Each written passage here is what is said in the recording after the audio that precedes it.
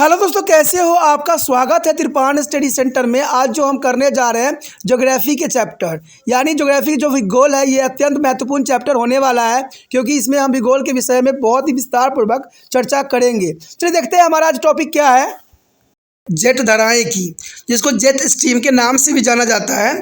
ठीक है, तो आपको इसमें कन्फ्यूज़न होने की ज़रूरत नहीं है। जेट स्ट्रीम जो होता है इंग्लिश के वर्ड के अंतर्गत आता है और जेट धाराएं जो होती है हिंदी के अंतर्गत आता है।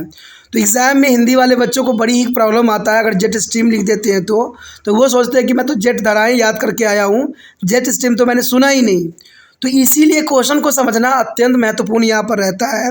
कहते हैं अगर हम जेट स्ट्रीम धाराएं की बात करें और ये भारत की जलवायु को कैसे प्रभावित करती है, तो ये काफ़ी महत्वपूर्ण यहाँ पर बात रहेगी। यदि हम आंसर पे आए तो आंसर भी साफ है यहाँ पर कि जेट धाराएं उच्च वेग वाली पछुआ हवाएं हैं। तो आप समझ गए, जेट धाराएं उच्च वेग वाली पछुआ हवाएं हैं जो ऊपरी भूमंडल में एक संकीर्ण क्षेत्र से होकर बहती है।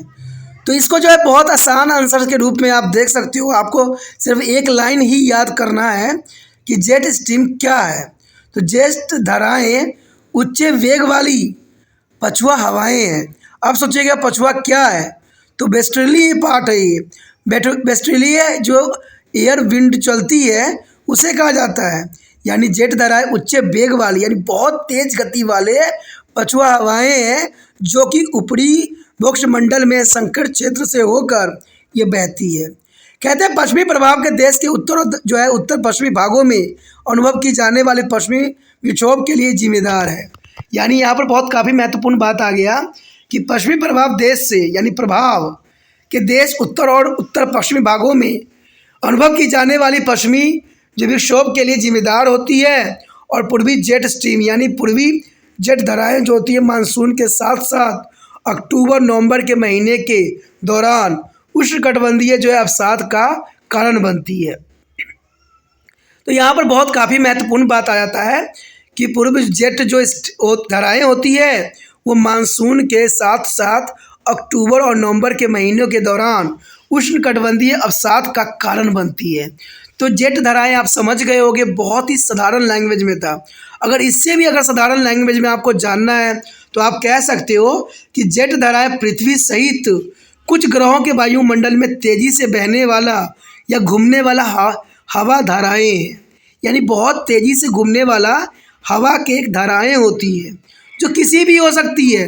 कहते हैं पृथ्वी पर भी हो सकता है, वायुमंडल में इसको गति को देखा जा सकता है। यानी देखा जाए तो पृथ्वी पर जो है मुख्य जेट धाराएं ट्रोपोजोल की ऊंचाई पर स्थित होती है और वह पश्चिम में पूर्व की ओर बहती है और उनके पथ आमतौर पर एक घूमने वाले आकार के होते हैं। यानी जेट धाराएं देखा जाए तो आप देख भी सकते हो कि ये घूमने वाले आकार के रूप में ये नज़र आता है। तो अगर हम दोबारा अगर इस बात को समझने की कोशिश करें तो साफ कर देता है कि जेट धाराएं पृथ्वी सहित कुछ ग्रहों के वायुमंडल में तेज़ी से बहने वाले या घूमने वाले हवा की धाराएं होती हैं।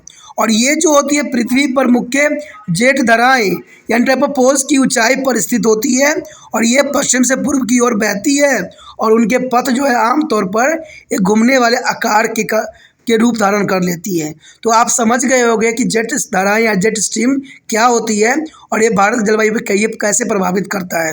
तो ये भारत की जलवायु पर जो है अक्टूबर नवंबर के महीनों में उष्णकटिबंधीय अवसादों के कारण बनती है। तो ये काफ़ी महत्वपूर्ण क्वेश्चन था एग्जाम व्यू से। यहाँ पर जो हमारा अगला क्वेश्चन है दूसरा, जो कि काफ़ी महत्वपूर्ण है। यहाँ पर दूसरे के जो है ए पार्ट और बी पार्ट दोनों ही आपको मिलेगा, जो कि काफ़ी महत्वपूर्ण क्वेश्चन रहेगा। देखिए ये क्वेश्चन छोटा है लेकिन कहते हैं ये इसमें बहुत ही गुण जो है समाहित है, क्योंकि जैसे जलवायु हम चैप्टर कर रहे हैं उसके अंतर्गत अगर मानसून के बारे में बात हम ना करें तो ये अधूरी बात रहेगी। तो सबसे पहली बात तो है मानसून को परिभाषित कीजिए, मानसून होती क्या है। कहते हैं मानसून में विराम या ब्रेक से आप क्या समझते हैं। तो ये काफ़ी महत्वपूर्ण क्वेश्चन होगा कि ब्रेक कैसे होती है मानसून। तो ये काफ़ी महत्वपूर्ण यहाँ पर क्वेश्चन था जिसको हम डिस्कस करने जा रहे हैं। अगर हम बात करें मानसून की हवाओं की दिशा में, जो मौसमी उलटफेर को संदर्भ करता है। यानी मानसून हवा की दिशा में जो है मौसमी उलटफेर को संदर्भित करता है। और मानसून ब्रेक यानी बारिश के मौसम के दौरान गीले और सूखे दौरों के होने के संदर्भ करता है। यानी मानसून ब्रेक का अर्थ यही होता है दोस्तों कि ये गीले और सूखे दौरों के जो है होने के संदर्भ को व्यक्त करता है। मानसून वर्षा का इस समय में केवल 1 दिनों के लिए होता है। यानी देखा जाए तो मानसूनी वर्षा एक समय में केवल कुछ ही दिनों के लिए ही होता है। यानी आपने देखा होगा कि जो अगस्त सितंबर के आसपास जो होता है कुछ समय के लिए बरसात जो होती है 2-3 दिन के लिए ठहर जाती है, तो उसे ही मानसून हम कहते हैं। और मानसून का मतलब यही होता है कि गीले और सूखे के दौर स्टार्ट हो जाते हैं। यानी मानसून विराम का अर्थ होता है ब्रेक का मतलब होता है कि सूखे और गीले जो है गीले और सूखे का दौर जो है आरंभ हो जाती है। तो ये क्वेश्चन कई मायने में जो एग्ज़ाम व्यू से बहुत इम्पोर्टेंट है। अब देखिए इसका जो है बी पार्ट में क्या है देखते हैं। यहाँ पर जो दूसरे का बी पार्ट है काफ़ी महत्वपूर्ण क्वेश्चन है कि मानसून को जोड़ने वाला बंधन क्यों माना जाता है। यानी मानसून को जोड़ने वाला बंधन माना क्यों जाता है। देखिए ये क्वेश्चन काफ़ी महत्वपूर्ण बात इसलिए भी रखता है क्योंकि ज़रूरी भी है कि मानसून देखिए बहुत चीज़ों के जोड़ता है। और मानसून के आगमन के कारण ही कहते हैं कई जीव जंतु पेड़ पौधों का जो है जीवन एक नया रूप धारण कर लेता है। तो देखा जाए तो मानसून को जोड़ने वाला बंधन कहना कई मायने में इम्पोर्टेंट रहेगा। अगर हम आंसर की बात करें तो साफ क्लियर कर देता है कि हालांकि पूरे भारत में जो है मौसम के पैटर्न में व्यापक विशेषताएं होती है, यानी विविधताएं देखने को मिलती है। क्योंकि भारत में आप देखोगे मौसम के पैटर्न तो काफ़ी आप कंफ्यूज हो जाओगे, क्योंकि यहाँ पर कहीं बरसात हो रही होती है तो कहीं गर्मी पड़ रही होती है तो कहीं सर्दी हो रहा होता है। तो देखा जाए तो भारत के मानसून पैटर्न जो है व्यापक विविधताएं पाई जाती है। मानसून भारत पर कुछ एकीकृत प्रभाव लाता है। यानी देखा जाए तो मानसून भारत पर कुछ एकीकृत प्रभाव लाता है। भारतीय परिदृश्य इसकी वनस्पति और जीव आदि मानसून से अधिक प्रभावित होते हैं। यानी बात अगर हम करें भारतीय परिदृश्य में जो फ्लोरा फना की यानी वनस्पति और जीव की बात करें तो मानसून से सबसे अधिक प्रभावित होते हैं, क्योंकि ये जीव जंतु जो होते हैं नेचर में रहते हैं और मानसून से काफ़ी प्रभावित होते हैं। कहते हैं भारत में संपूर्ण कृषि कैलेंडर मानसून द्वारा शामिल होता है। यानी भारत में संपूर्ण कृषि अगर देखा जाए तो मानसून पे ही आधारित होती है। आपने देखा होगा कि चाहे पुराने समय में हो मानसून पे ही जो है किसान निर्भर हुआ करते थे और ये कृषि कैलेंडर के अंतर्गत आता था। भारत में अधिकांश त्यौहार कृषि चक्र से संबंधित है। बहुत से त्यौहार आपने मनाते होंगे, जैसे बैसाखी ही देख लो, जब कनक कटती है तो बैसाखी मनाया जाता है पंजाब साइड में। ऐसे ही आपने देखा होगा कि मकर संक्रांति भी मनाया जाता है, ठीक है। उसी तरह से जो है बहुत देशों में मकर संक्रांति को कई कई रूपों में जो है यहाँ जाना जाता है, तो इसमें कोई दो राय नहीं है। पंजाब साइड चले जाओगे तो लोहड़ी के नाम से जाना जाता है। तो ये सारे जो त्यौहार मनाए जाते हैं वो सारे के सारे जो है कृषि चक्र पे आधारित होते हैं। ऐसे ही बहुत से त्यौहार हैं जो कृषि पे आधारित होती है। तो देखा जाए तो मानसून जो है कई चीज़ों को जोड़ रही है आपस में, कई बंधनों के साथ ये बंध रही है। इन त्योहारों के देश के अलग अलग हिस्सों में अलग अलग नामों से बेशकली जाना जाता है, लेकिन उनका महत्व एक ही होता है कि कृषि चक्र पूरा होने यानी कृषि के अच्छा होने के खुशी में ये त्यौहार मनाई जाती है। लेकिन इसका जो है उत्सव मानसून द्वारा तय किया जाता है कि मानसून जो है किसके अंतर्गत आता है, यानी त्यौहार जो होता है मानसून पे आधारित होती है। तो ये काफ़ी महत्वपूर्ण यहाँ पर ये क्वेश्चन माना जाता है कि मानसून को जोड़ने का बंधन माना जाता है। क्यों? तो आपने यहाँ पर पॉइंट आपने देख लिया होगा कि भारत में जो है कई तरह के जो यहाँ पर जो है मौसम पाए जाते हैं। यानी भारत में मौसम की बहुत विविधता पाए जाते हैं। मानसून भारत को जो है एक बंधन में बांधता है, क्योंकि मानसून पे जो है कृषि आधारित होती है और कृषि के साथ आपको पता ही है कि फ्लोरा और फना भी मानसून पे ही आधारित होते हैं। कहते हैं वनस्पति और जीव की बात करें तो मानसून से काफ़ी अधिक प्रभावित होती है और कृषि के लिए तो है मानसून एक वरदान सा होता है। और भारत में अधिकांश त्यौहार जो है मानसून के अंतर्गत ही मनाए जाते हैं और ये बहुत काफ़ी महत्वपूर्ण रहता है बात। और इन त्योहारों को जो है अलग अलग हिस्सों में अलग अलग नामों से भी जाना जाता है। देखिए अगर मान लीजिए मानसून की अच्छा बरसात नहीं होगी तो फसल अच्छा नहीं होगा, और फसल अच्छा नहीं होगा तो आपको लोहड़ी नहीं मनाया जाएगा, बैसाखी नहीं मनाई जाएगी। ठीक है। तो ये देखा जाए तो मानसून के पैटर्न पे भी ये सारे त्यौहार जो है डिपेंडेबल होते हैं, चाहे वो लोहड़ी हो, चाहे आप उसको मकर संक्रांति कह दो, चाहे आप बैसाखी कहो।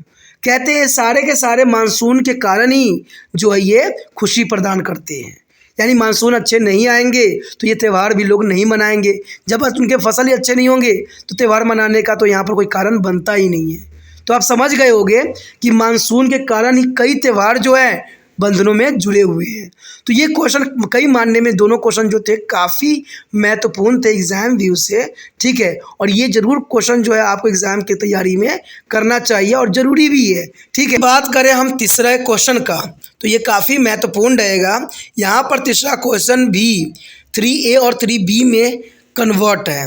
कहते हैं ये क्वेश्चन महत्वपूर्ण था इसलिए हमने इसको 3A और 3B के रूप में रखा। कहते हैं उत्तर भारत में पूर्व से पश्चिम की ओर वर्षा क्यों कम होती है। तो ये काफ़ी महत्वपूर्ण क्वेश्चन रखता है। अगर हम मानसून के चैप्टर करते हो या क्लाइमेट के कोई चैप्टर है तो ये क्वेश्चन काफ़ी महत्वपूर्ण यहाँ पर अपना स्थान रखता है कि उत्तर भारत में पूर्व से पश्चिम की ओर वर्षा कम क्यों हो जाती है। तो कहते हैं कोई ना कोई कारण तो जरूर होगा जो ये पूर्व से पश्चिम की ओर वर्षा कम होने का।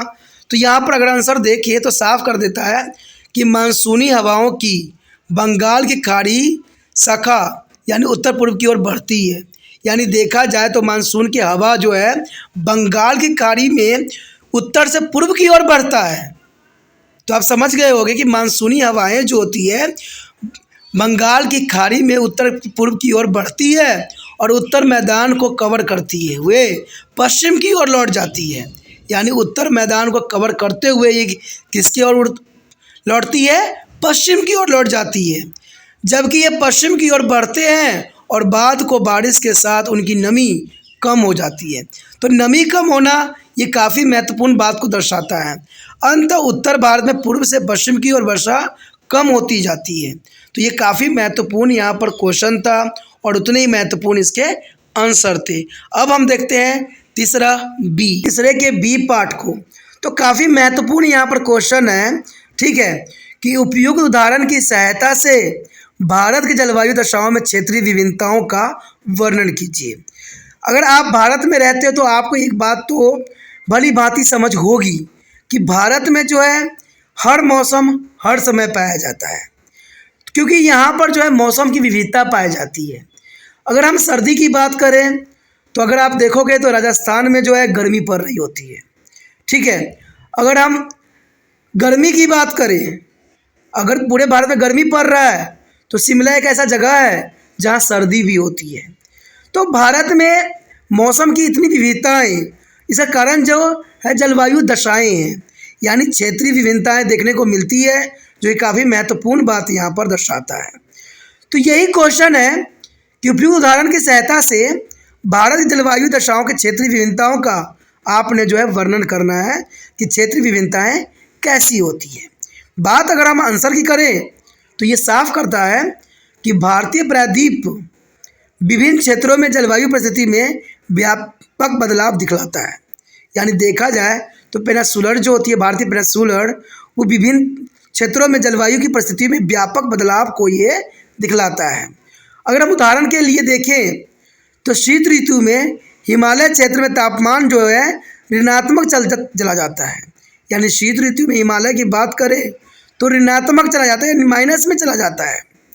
और उत्तरी पश्चिम भारत में देखिए बात करें, सर्दियों के दौरान तापमान जो होता है 0 डिग्री से 15 सेल्सियस डिग्री के बीच में हो सकता है। यानी उत्तर पश्चिम भारत में यहाँ पर 0 से 15 डिग्री सेल्सियस के बीच में मापा जाता है, जो कि काफ़ी महत्वपूर्ण बात को दर्शाता है।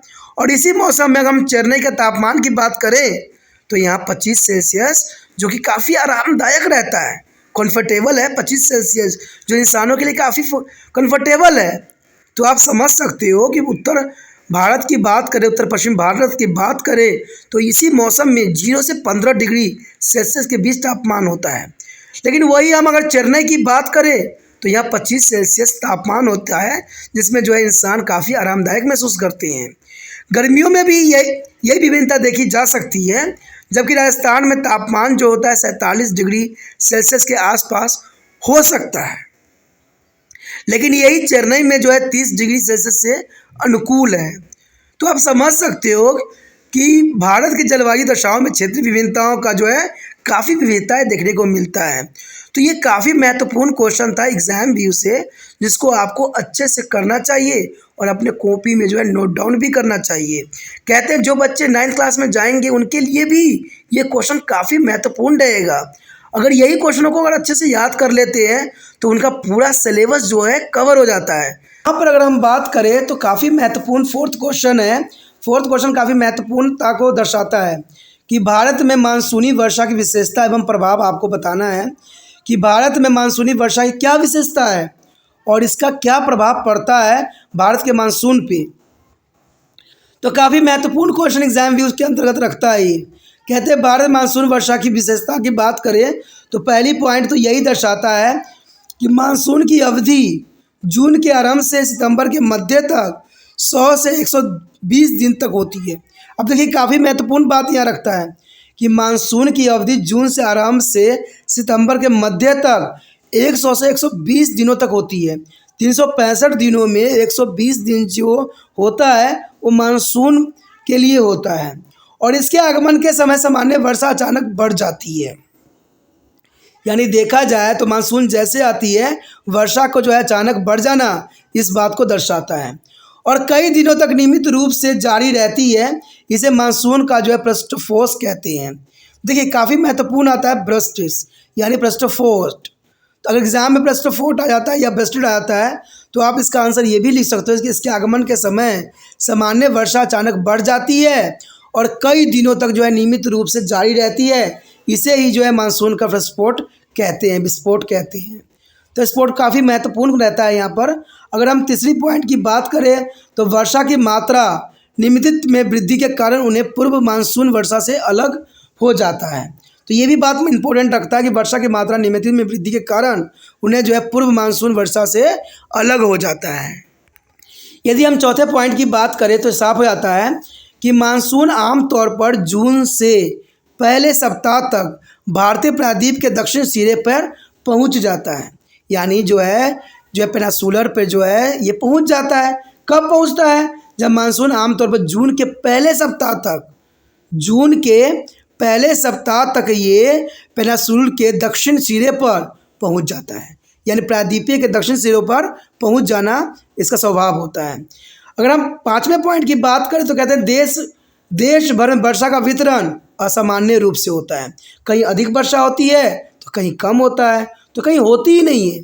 तो यही पाँचवा पॉइंट जो है दर्शाता है कि देश भर में वर्षा का वितरण ठीक है असामान्य रूप से होता है। यानी सामान्य रूप से नहीं होता है, असामान्य रूप से होता है। कहीं अधिक होना, कहीं कम होना, कहीं होना ही नहीं।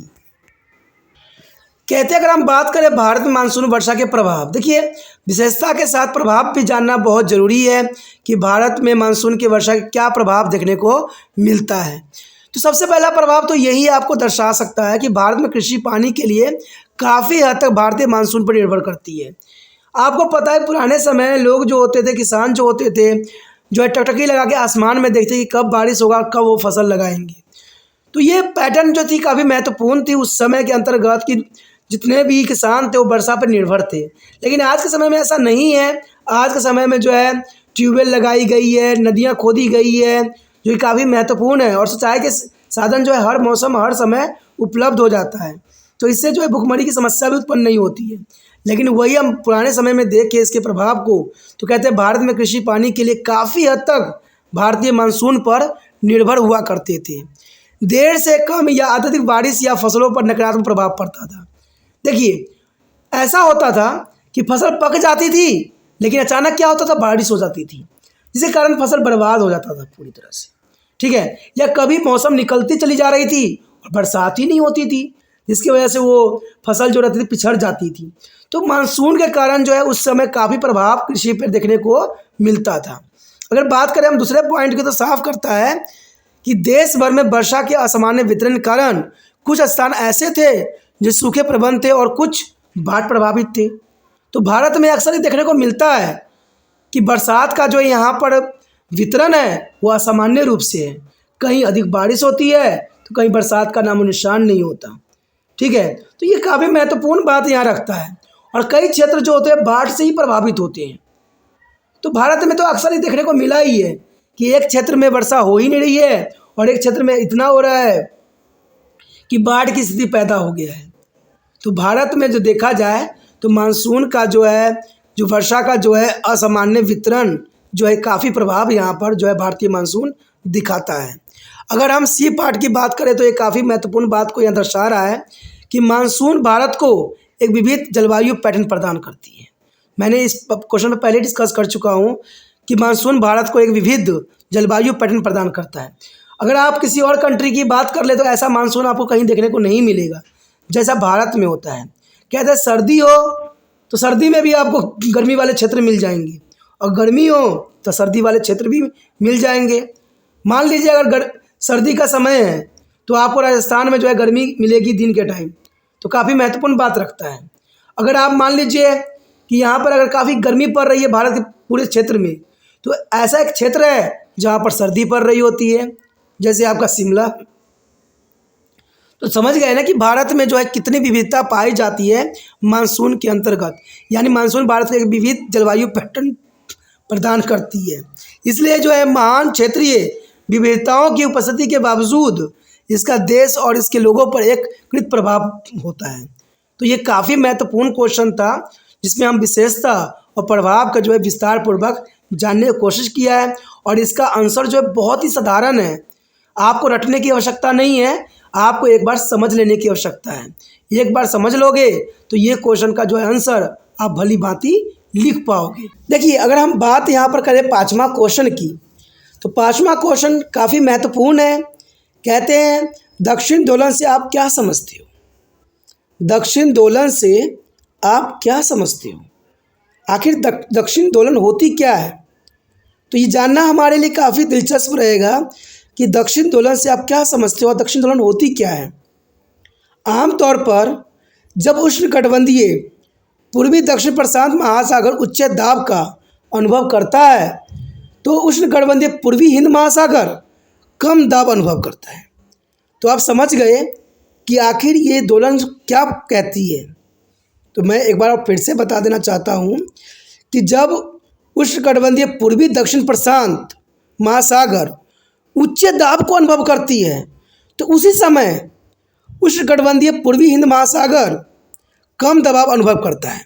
यानी प्रशांत महासागर उच्च दाब अनुभव करेगा, वहीं पर हिंद महासागर जो है कम दाब अनुभव करेगा।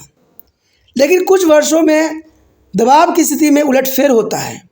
यानी देखा जाए तो कुछ वर्षों में जो होता है यही दबाव बदल जाती है और पूर्वी प्रशांत क्षेत्र में पूर्वी हिंद महासागर की तुलना में कम दाब होता है। दाब की स्थिति में इस अड़बड़ी परिवर्तन को दक्षिण दोलन के रूप में से जाना जाता है। तो आप समझ गए होंगे कि दक्षिण दोलन क्या होता है।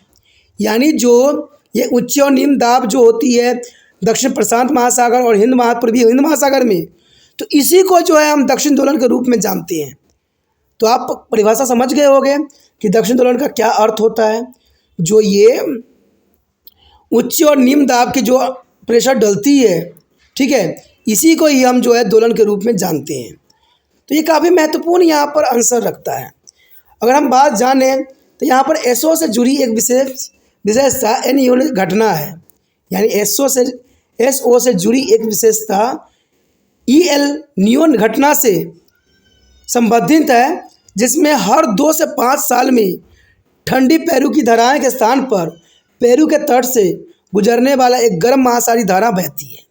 यानी देखा जाए तो 2 से 5 साल में एक घटना घटती है जहाँ पर ठंडी पेरू धारा के स्थान पर पेरू के तट के गुजरने वाला एक गर्म महासागरीय धारा बहती है। कहते हैं दबाव की स्थिति में बदलाव जो है अल नीनो से जुड़ जाती है, इसलिए घटना को जो है ENSO के नाम से जाना जाता है। कई बार एग्जाम में आ जाता है कि ENSO होता क्या है। तो ENO जो होता है अल नीनो दक्षिण दोलन के रूप में जाना जाता है। तो आप समझ गए होंगे कि ENSO के अंतर्गत क्या है। यानी 2 से 5 साल में जो उतार चढ़ाव देखने को मिलता है महासागरीय धाराओं में, जो बदलाव दिखते हैं, उसी को जो है हम इस घटना को ही ENSO कहते हैं। और दक्षिण दोलन तो समझ ही गए होंगे आप कि जो प्रशांत महासागर और हिंद महासागर में जो दबाव उच्च और निम्न होते हैं और ये जो बदलाव देखने को मिलता है, इसी को जो है हम दक्षिण दोलन के रूप में जानते हैं। तो यहाँ पर जो है काफ़ी महत्वपूर्ण क्वेश्चन था, जिसको मैंने भली भांति समझाने की कोशिश किया है। 6वां क्वेश्चन जो काफ़ी महत्वपूर्ण है और साधारण भी है कि व्यापारिक पबनों पर जो है आपने बताना है, संक्षिप्त टिप्पणी करनी है, यानी ट्रेड विंड्स के ऊपर जो है आपने संक्षिप्त वर्णन करना है, जिसे हम हिंदी में व्यापारिक पबनों के नाम से जानते हैं। अब सबसे पहले प्रश्न तो आपको यही आ रहा होगा कि व्यापारिक पबनें होती क्या है, क्या व्यापारिक पबनें भी हो सकती है? तो ये क्वेश्चन आपके माइंड में ज़रूर आ रहा होगा, लेकिन अगर आप इसके आंसर देखोगे तो आपको ये बात साफ हो जाएगी। कहते उपोष्णकटिबंधीय उच्च दाब पेटियों से जो विविध रेखीय निम्न वायु दाब पेटी की ओर चलने वाली पबने को जो है हम व्यापारिक पबने कहते हैं। यानी देखा जाए तो उष्णकटिबंधीय अगर उच्च दाब पेटी से विषुववर्तीय रेखीय निम्न वायु दाब पेटी की ओर चलने वाली हवाओं को व्यापारिक पवनें कहते हैं। यानी जो पवन चलती, जो हवाएं चलती है, उनका भी जो है नाम होती है। आपने कभी सुना होगा कि पूर्वी हवा चल रही है, पश्चिमी हवा चल रही है, ठीक है। तो ऐसे ही व्यापारिक पवनों को ही नाम दिया जा गया है। तो आप समझ गए होंगे कि व्यापारिक पवन क्या होता है। कहते हैं दक्षिण की ओर उड़ती है और करियोसोल बल के कारण दाहिनी ओर विक्षेपित हो जाती है। यानी देखा जाए तो करियोसोल बल जो है काफ़ी महत्वपूर्ण यहाँ पर जो है रोल निभाती है, क्योंकि ये दाहिनी ओर विक्षेपित कर देती है और ये विषुववर्तीय निम्न दाब क्षेत्र की ओर बढ़ जाती है। यानी विषुववर्तीय निम्न दाब की ओर बढ़ जाना इसकी स्वाभाविक गति होती है। आमतौर पर ये हवाएं जो होती है थोड़ी नमी ले जाती है। यानी देखा जाए तो इस हवाओं में जो होती है थोड़ी नमी अपने साथ ले जाती है, क्योंकि ये उत्पन्न होती है और भूमि पर चलती है। देखिए, ये उत्पन्न होती है और सिर्फ भूमि पे चलती है, यानी इसकी जो गति होगी नीचे साइड होगी, अर्थ के ऊपर होगी, ऊपर नहीं होगी, ये भूमि पर होगी। तो ये काफ़ी व्यापारिक पवन जो है काफ़ी महत्वपूर्ण रखता है हर चीज़ों के लिए। इसलिए बहुत कम या बिल्कुल भी वर्षा नहीं लाते हैं। यानी व्यापारिक पवन चलने के कारण जो है बहुत ही कम या बिल्कुल ही वर्षा नहीं होती है। यानी व्यापारिक पवन चलेगा तो समझ जाइए कि वर्षा जो होगा बहुत ही कम होगा या बरसात होगी ही नहीं। व्यापारिक पवन सभी ग्रहण पवनों में सबसे स्थायी और नियमित होती है और वो एक जो है स्थिर दिशा में बड़ी ताकत से वार करती है। यानी एक ही दिशा में बहुत ही जो है फोर्स लगा के ये वार करती है, चलती है। तो ये काफ़ी महत्वपूर्ण क्वेश्चन था व्यापारिक पवनें यानी ट्रेड विंड्स।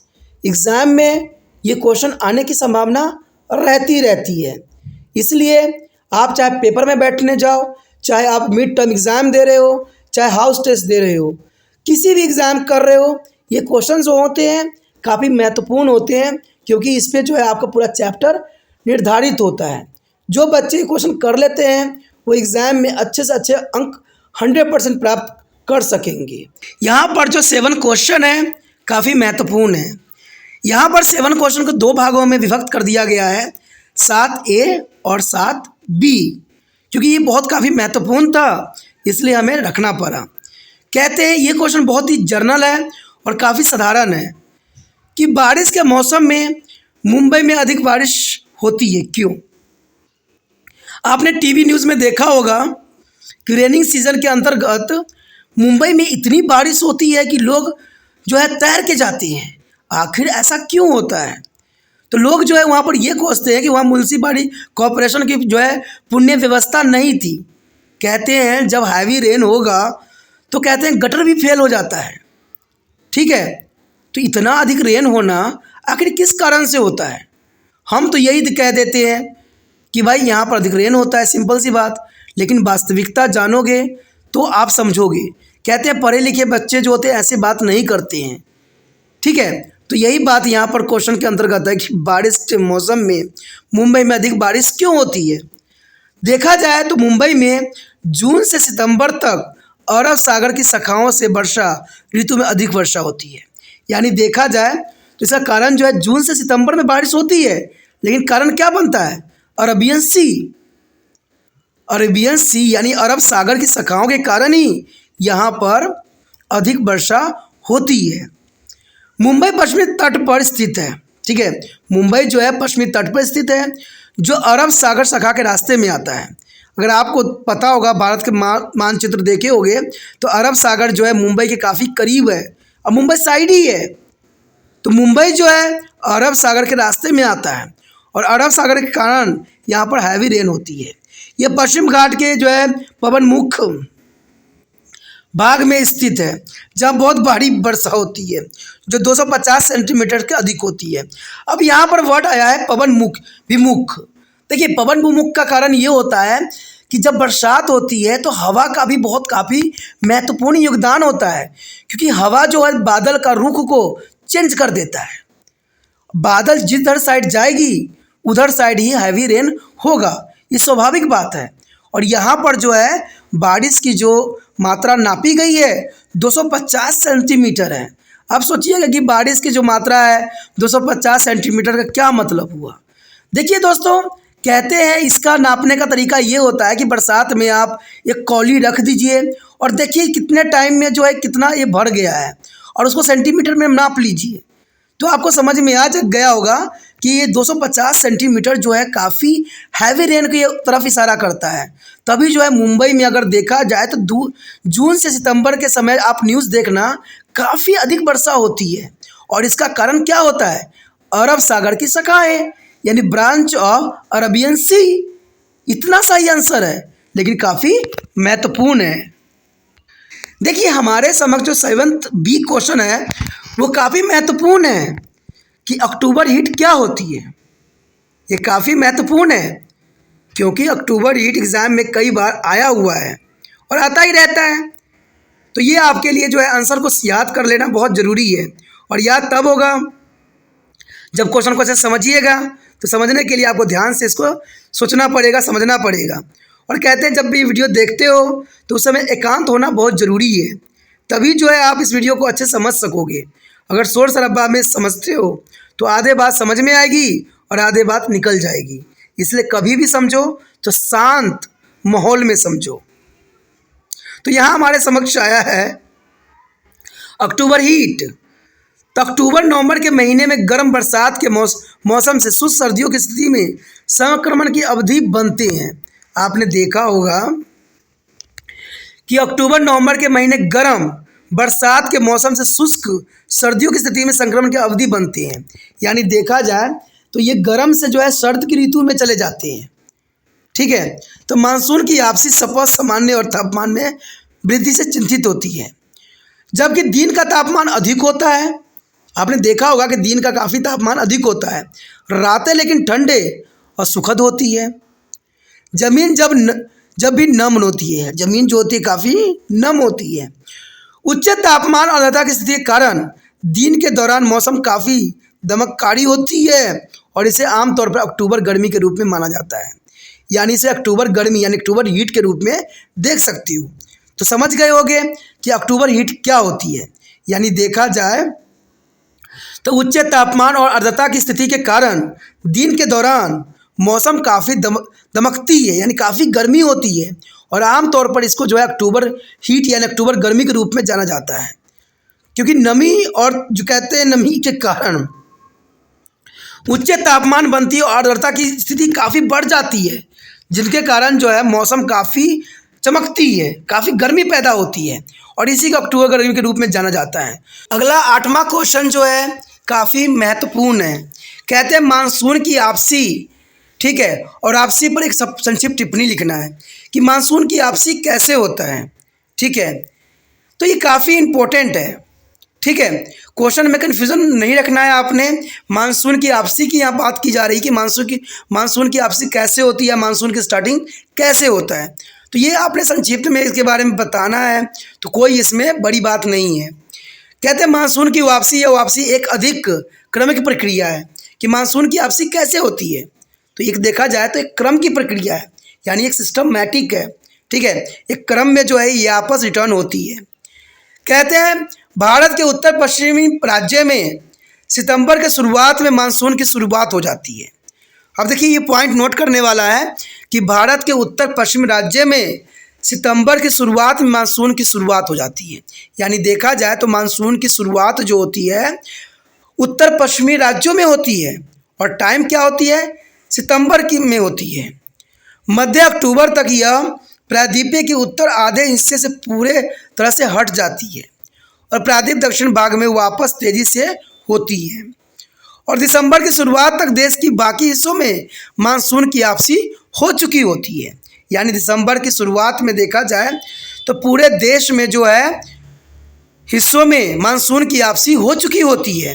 तो ये काफ़ी महत्वपूर्ण बात यहाँ दर्शाया गया है। कहते हैं अप्रैल के अंतिम सप्ताह से मई के पहले सप्ताह तक उत्तरी दक्षिण उत्तर की ओर द्वीप पर पहले मानसून की बौछारें प्राप्त होती है। यानी अगर आपको पूछा जाए कि पहले मानसून की बौछार कहाँ होती है और किस क्षेत्र में होती है और किस समय होती है, तो ये बहुत काफ़ी महत्वपूर्ण क्वेश्चन बन जाता है। तो आपको याद होना चाहिए कि अप्रैल के अंतिम सप्ताह से मई के पहले सप्ताह तक जो है उत्तरी दक्षिण से उत्तर की ओर द्वीपों पर जो है पहले मानसून की बौछारें पड़ती है। प्रत्याहार दिसंबर से पहले सप्ताह से जनवरी के पहले सप्ताह तक उत्तर से दक्षिण की ओर जो है उत्तरोत्तर होती है और इस समय तक शेष देश पहले ही शीतकालीन मानसून के प्रभाव में आ चुके होते हैं। यानी शीत ऋतु जो होती है चलना शुरू हो जाती है, तब जाके जो है यहाँ पर मानसून का आगमन होता है, यानी मानसून आपस लौटती है। तो समझ सकते हो यहाँ पर क्वेश्चन कितने महत्वपूर्ण था। ठीक है, तो इसमें बहुत ही साधारण शब्दों में अगर आपको मैं समझाना चाहूँ तो ये साफ कर देता है कि मानसून जो है एक क्रमिक प्रक्रिया है और ये उत्तर पश्चिम राज्यों में जो है सितंबर के शुरुआत मानसून शुरुआत हो जाती है और मध्य अक्टूबर तक प्रायद्वीप के उत्तर आधे हिस्से से पूर्वी तरफ हट जाती है और कहते हैं ये काफ़ी तेज हो जाती है। दिसंबर की शुरुआत तक देश के बाकी हिस्सों में मानसून की जो है वापसी हो चुकी होती है और कहते हैं अप्रैल के अंतिम सप्ताह और मई के पहले हफ्ता में उत्तर दक्षिण के क्षेत्र में जो है पहले मानसून की बौछारें के रूप में पड़ती है और दिसंबर के पहले सप्ताह के जनवरी से पहले सप्ताह तक जो उत्तर पश्चिमी की ओर ये बढ़ती चली जाती है। कहते हैं देश में उस समय जो होता है सारे देश जो है शीतकालीन के चपेट में होती है, तब जो है मानसून के प्रभाव आ चुका होता है। यानी शीत ऋतु में देखने को मिलता है जो है मानसून के प्रभाव। तो ये काफ़ी महत्वपूर्ण क्वेश्चन था एग्जाम व्यू से। ठीक है, अगला जो है 9th क्वेश्चन काफ़ी महत्वपूर्ण है। 9th क्वेश्चन ये दर्शाता है कि भारत में वर्षावन में क्या विभिन्नताएं हैं, यानी प्रेसिपिटेशन कैसे होती हैं। तो भारत में वर्षावन में क्या विभिन्नताएं देखने को मिलता है, तो इसी बात पे जो है हम यहाँ विस्तारपूर्वक चर्चा करने की कोशिश करेंगे और जानने की कोशिश करेंगे कि भारत में जो है वर्षण में क्या विभिन्नता देखने को मिलती है। तो पहला पॉइंट यही दर्शाता है कि वर्षा के रूप में प्रकार में ही नहीं बल्कि इसके मात्रा और मौसमी वितरण में भी विभिन्नताएं होती है।